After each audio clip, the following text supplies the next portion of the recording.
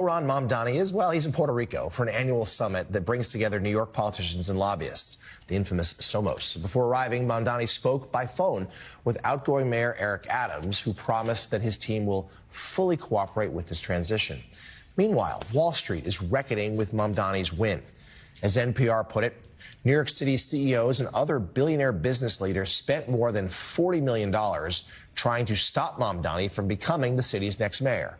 Now, they have to live with him. And Liz, in your latest piece for Semaphore, headlined, "Relax, nobody's leaving New York," you write in part this: as the city's financiers complain loudly about Zohran Mamdani's win, watch what they do, not what they say. Sales of pricey condos hit a 3-year high as Mamdani's win was all but assured. Indeed, Midtown in particular is celebrating an incredibly hot real estate market. A former real estate executive remarked last week, commercial leasing is out of sight. And Liz, I will say, I've thought this storyline was overblown to begin with. We heard similar things when Bill de Blasio was elected. Nobody left. Will there be 1 or 2 high-profile incidents that our friends at the New York Post will write up about in a big way? Sure. But tell us what you found. You're finding New York's business leaders, they're not going anywhere. No, and money talks on Wall Street, so look where they're putting their money. You know, as you said, commercial leasing is crazy right now. You know, Salesforce, whose CEO, Mark Benioff, had some very strong words for San Francisco, is not shy about calling out city mismanagement, just renewed their lease just a couple blocks from here. You know, JP Morgan just opened a $3 billion monument to capitalism a couple blocks away on 47th Street. Ultimately, these are talent businesses, and for reasons we can get into, young talent wants to be in New York City. And in fact, the core of Mamdani's coalition was these white-collar, college-educated people who are complaining about prices, but they are squeezed precisely because they all want to be here. And, you know, I think without talent deciding that New York City is not somewhere they want to be, nobody's going anywhere. Kudos to the editors at Semaphore for letting you start the headline with "relax." My editor wrote that headline. Oh, he wrote it? Oh, very nice, very nice, yeah. But it does feel like, I mean, maybe part of it, do you think that part of it is also like in COVID, there was such an exodus of New Yorkers out of the city. Some of that is sort of baked in. I mean, for sure, the suburban real estate market is also white hot, right? There are a lot of people who are leaving the city. One thing I keep hearing from people is they're really waiting to see what he does with the schools. That if he puts in somebody that's perceived as like really radical as schools chancellor, there were rumors this summer that he might put in Jamal Bowman. That seems not to be the case now, but people were freaking out about that. That could drive, maybe not leaving the New York area, but certainly leaving the city for younger families that are worried about education. What do you think some of those other dynamics might be? It's certainly going to be schools. It's certainly going to be police. I think the business community was very heartened by his comments that he would sort of keep Jessica Tisch around. You know, I think you're talking about the pandemic, and you're right, and there was sort of this sense that Wall Street was going to lose, you know, sort of its core talent, and companies were kind of going to leave. But actually, I think the opposite happened, which is on the back of the pandemic, the loudest voices for people having butts in seats 5 days a week were the CEOs of these big financial institutions, and they're going to find it very hard to demand that their employees are in and have them be absentee. So, Jamar, you're also on the Mamdani beat this week, and you've got a new piece for Politico magazine titled, "New York is quietly preparing against Trump's takeover of the city." And you write in part this: alarmed at what Trump may do in response to Zohran Mamdani's election as New York City mayor, Governor Kathy Hochul has devised a virtual war room and convened a series of conversations with law enforcement, business officials, and activist groups to stop or at least mitigate any federal incursion. And Jamar, I wrote this week also about how the White House and President Trump has been watching this race and has been sort of waiting for Mamdani's election, believing Mamdani is the foil that he could use, that'll be the moment he does indeed really turn on his former hometown. You've got new reporting as to how New York will respond. Tell us more about it. Yeah, so quietly behind the scenes, there's been a pretty extensive preparation campaign led by Governor Hochul. Her point person is the State Emergency Coordinator, Homeland Security Director, who has been organizing a series of meetings with folks in and around New York City, coordinating with Jessica Tisch, who you guys just mentioned is the police commissioner for Eric Adams, likely to stay for at least the time being at the start of Mamdani's tenure as well. And the first goal, John, is stop this from happening. They are hoping to kind of preempt any effort to send the feds into New York. If that doesn't work, and I think there's going to be a pretty extensive PR campaign in the next 2 months to make the case, we're good, we don't need the feds here. If that doesn't work, then it's phase two. Then how do you mitigate the presence of the National Guard or even active duty troops? Obviously, that's a more complicated question. But I think you're going to see a pretty whole of civic society effort, clergy, veterans, civic officials, activists, labor, to say on the front end, John, don't do this. And Hochul is interesting because she actually has established a rapport with Trump. It's on again, off again, but she does have a line with Trump. So, Rev, you're the right person to go to this. Mamdani was on with us on election morning, and we put this question to him. Hey, Trump has said he's coming. If you win, he told us that he's ready. What do you think? I think that he's ready, but ready has to be defined. I don't think that he's encouraging a confrontation. I think he's saying that he will not let the city be bullied.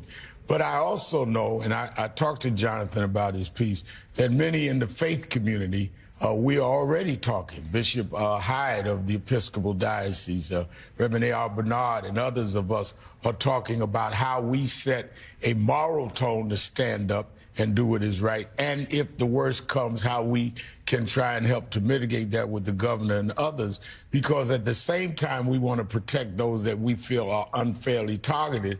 We do not want to see this get out of hand either way, and appeal to the business community that can influence President Trump, who has significant business interests. Let's not forget, you're talking about a city where he has a lot of interests. So it is not L.A. to him. It is not Chicago to him. You're talking about Trump Towers and other real estate here that's his, and his buddies are here. I think that there may be ways to deal with this without robbing people of their right and without scapegoating people based on their language or their race. And at least we should try to attempt that. If not, we've got to take a stand that is right and moral. And we see that polls thought that his moves in L.A., Chicago's other places, unpopular, and his effort to punish New York by scuttling that rail tunnel to New Jersey, well, that may have helped elect the new Democratic governor of New Jersey. We will stay on this. Liz Hoffman, thank you so much. Her new piece for Semafor, an important piece available to read online now. Good to see you. Also, senior political columnist at Politico, Jonathan Martin. J. Martin, thank you again. New piece also available to read online. As the realities of the government shutdown affects travelers nationwide, and it's likely going to get worse, a lot worse. Welcome to the fourth hour of Morning Joe, precisely 9 o'clock here on the East Coast, 6 o'clock out west. Thank you for joining us. We've got a busy final hour of our day, final hour of our week. And with us, we have a great group. Politics Bureau Chief and Senior Political Columnist at Politico, Jonathan Martin. Washington Bureau Chief at USA Today, Susan Page.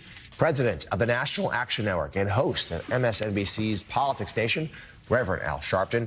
Co-founder and CEO of All In Together, Lauren Leader, business and finance editor at Semafor, Liz Hoffman, and former Republican governor of Ohio, John Kasich. He was a 2016 presidential candidate and is now an MSNBC political analyst. It's an all-star team. Thank you all for being here this morning. And we'll dive right in. Starting today, the Federal Aviation Administration is mandating a 4% cut in domestic flights at many of the country's busiest airports. The reduction in flights will ramp up to 10% starting next Friday, a week from today.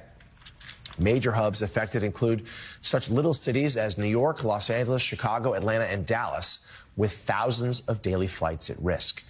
Transportation Secretary Sean Duffy said this week the decision was made out of concern for safety due to staffing shortages as air traffic controllers go unpaid while the government remains closed. Meanwhile, President Trump continues to talk about the issue of affordability. Affordability and the shutdown both played key roles in Tuesday's election. Trump talked about affordability multiple times yesterday during an Oval Office event on lowering costs for weight loss drugs.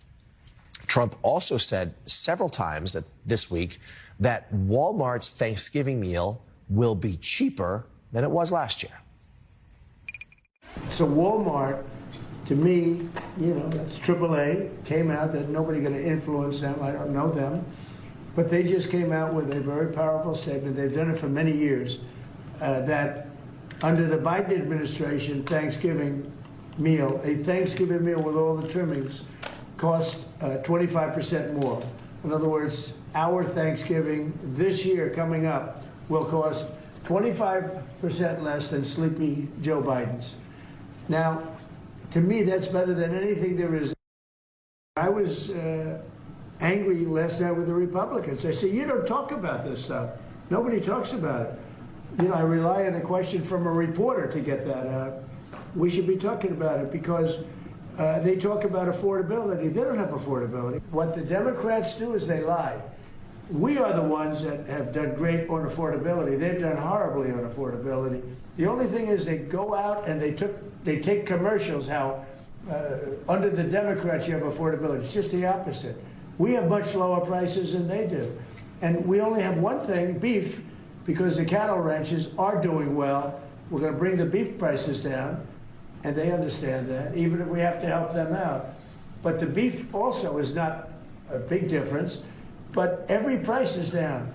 The biggest price is energy. We're at almost $2 for gasoline. So let's offer a quick fact check now on that promotion. As our friends at ABC News point out, this year's bundle from Walmart has fewer items, 15 compared to 21, and a higher percentage of store brand items, which cost less, so fewer trimmings at Thanksgiving. On the topic of groceries, prices in September were about 2.7% higher than they were a year ago, and about 1.4% higher than they were in January, when, of course, Trump took office. That's all according to the most recent Consumer Price Index figures. Meanwhile, the national average for a gallon of gas is $3.08, according to AAA. That's only 2 cents lower than this time a year ago. So, Governor Kasich, let's start with you. It seems like a real disconnect here from President Trump. The signature issue of the 2024 campaign was his vow to lower prices, to battle inflation, and that simply hasn't happened. And we saw Tuesday that the message of affordability really resonated with voters, keying Democrats' victories.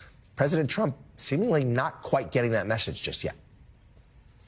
Yeah, you know, it's interesting. He's sort of making the same mistake Joe Biden made, which was to sort of say, oh, no, everything is great. It's what Bush 41s did. You know, everything is going well.